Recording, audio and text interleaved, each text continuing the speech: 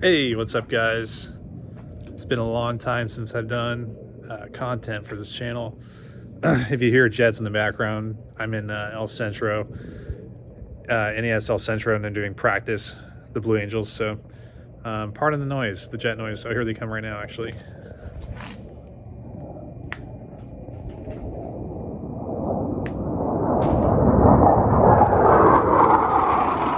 Alright guys, so this is the car. It's a 2007 Shelby GT500. I've had it quite a bit now. I've had it since May of 2020. I picked this car up for a freaking steal, man. Before the market went crazy, I got it for $27,000, guys. It had 20,000 miles on it, so remarkable. Previous owner was a Texan that came out to California for the military and traded it in for a Subaru Forester. So that's unfortunate, but good for me. I'm gonna go around the car, tell you what I did to the exterior mods, and then I'm gonna tell you what I did to the engine and some issues I've been having with this car, and maybe some possible issues cropping up with your car if you have this car. So coming up to the front, tires and wheel setup. So the car is lowered all around on Ford Racing Performance springs. It drops it an inch in the front, an inch, I think it's 1.25 inches in the rear, which gives it a nice, more like level stock, level stance rather, but it keeps a little bit of the muscle car rake, which I like. These tires, Michelin Pilot Super Sport, which are just legendary. So that's enough for the front. Rear, this is my favorite part of the car. This is beautiful. GMS 15-inch rims, wrapped in Mickey Thompson ET Street SS, and the size is 295/55 R15. So with the Ford Racing springs, it really gives this car a great stance. There's some work involved. I had to do BMR lower control arms and relocate the sway bar. This requires a bit of cutting. You need a grinder to relocate the rear sway bar to get it done, but it's so worth it, guys. It's I've had this on for almost a year now, and there's no lost traction at all, at least at my power levels, which this thing's dynoing right now at 471 to the wheels with just a tune, and we'll get to that later when we get to engine mods. In the back, the exhaust, Daddy 500, King Daddy of all Mustangs.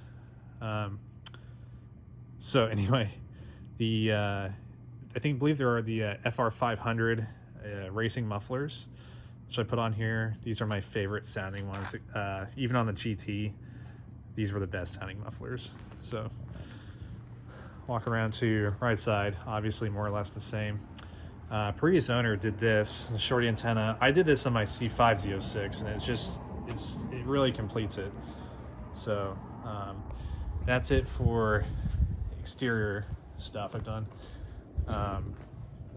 Moving on to Lund Racing. Open the car. Interior stuff really quick, and I'll pop the hood. Interior stuff. You guys have to do this immediately. It's the MGW short throw shifter. You have to. It's amazing. Like, it has no movement at all, and it's even better when it warms up. So you have to get that. Fuzzy dice adds extra 5 horsepower, so that's also recommended. And then this adds 10 horsepower. This is the actual Carroll Shelby signature. Read back in the day, in the 2000s, late 2000s, he actually did a fundraiser for children's heart problems or something like that. And he actually signed a lot of these plaques and mailed them back out to the owners. And I guess the previous owner did that. So kudos, that's pretty cool. That's my second favorite part of the car is that signature right there. That's super cool. That's pretty much it for the interior. Let me move to the exterior and the engine.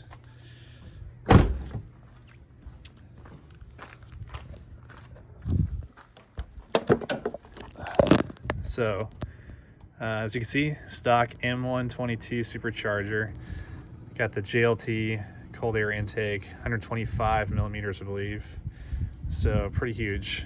And then this over here, which is interesting to explain, but essentially, guys, there's a huge problem with these newer Mustangs, the 05 to 09.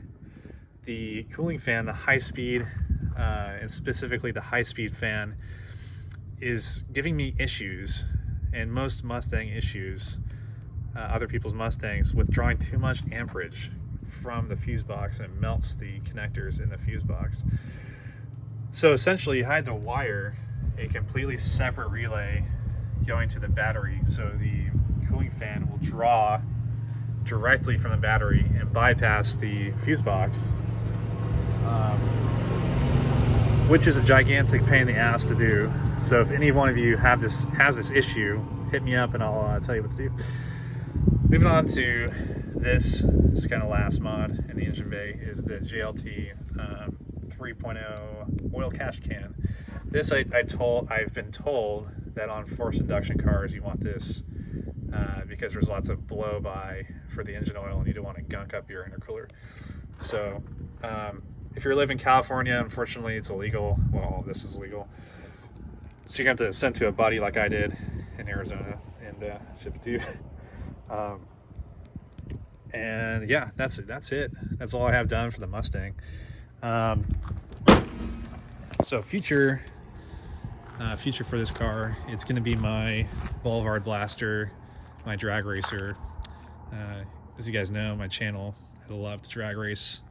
It's not my favorite motorsport though. I like road course stuff better, but road course stuff takes a lot of dedication, lots of coordination to make happen. A drag race, you could go and after work, you know, and rip off a 8th mile and just have fun with your friends. So plans for this car, definitely upgrading to a smaller pulley. This thing just needs a little bit more power to take advantage of these bad boys in the back. All right, guys, so that wraps things up for this video. Look forward to more content in the future regarding this Shelby GT500. See you later.